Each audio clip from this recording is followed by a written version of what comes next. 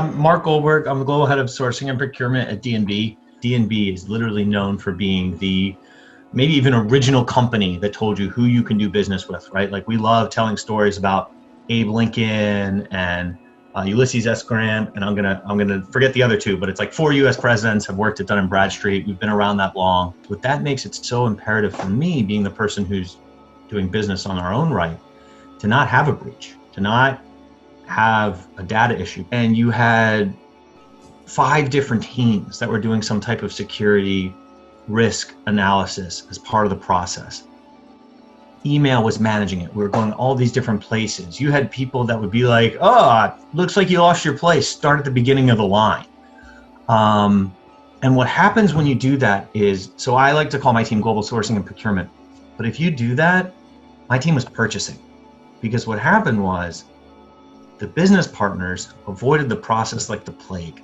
And it became a checkbox. And it became, okay, when I want to sign my contract, crap, I got to jump through these hoops and then they'll let me sign my contract. But if that's when I'm finding out about it, I can't negotiate a better price for you. I can't play the whole, I'm not going to answer the phone for 2 months and see if this vendor will really move. I lose all of my power there. So we knew right away we needed a system, and that's where the relationship started with Certa. So for us, by getting Certa in place, I was able to take the people who should be negotiating deals. We were able to really skill up there and take a lot more time and put it earlier in the process so that we could start pushing.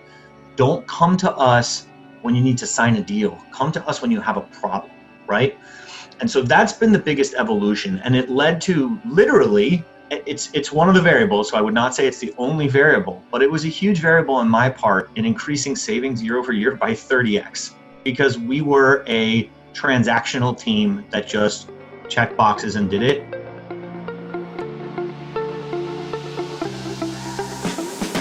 If someone says, no, this is a no-go, you want that information right away, because you don't want to waste time continuing to evaluate someone. If third-party compliance said, whoa, I found an OFAC report, no good, we can't do business with them, ITSec, knock it off, we're done.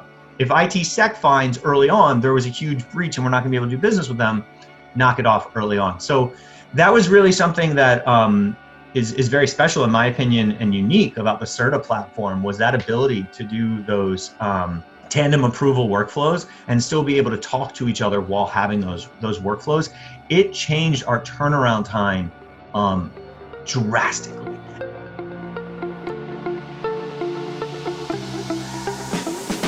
It ends up becoming almost an algorithm. The amount that I spend plays into it, right? So if I'm looking at a 1-year deal that's for $40,000, I'm obviously not going to care as much, right? So we definitely have thresholds that we look at from both sourcing engagement and a risk engagement. So as you go over $100,000, as you go over $250,000, and then beyond what we demand of going through.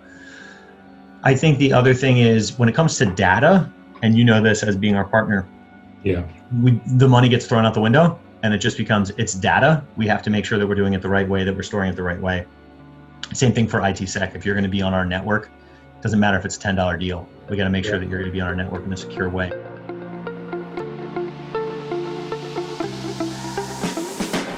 Diversity gives you more talent. It's that simple. If I take a small potatoes diverse vendor and put them up against a juggernaut in a shortened cycle RFP, then I am just trying to check a box because they're not going to be able to win that. And that's when it gets into the whole, where I was talking in the beginning about doing that sourcing process and having more time. I am of the opinion that when you talk to people in these situations, no one is asking to get business simply because they are a diverse vendor. What they are asking is for a seat at the table. And I am of the belief that you can show that you get better performance and a more diverse vendor set, and then you can help people build up. And it's just natural in it, right? Like if they're an upstart, they're normally going to have a little bit better of price. It's so critical to me. I think that if you look at it right now, honestly, like, so if you just get to buy, it's becoming, thankfully, even more important, because if you're not doing it right now, you're going to struggle to attract and maintain talent. Yeah. Like people are making their voices heard right now and they're going, if this is not something my company does, then maybe I should find another company because everybody else is figuring this out, right?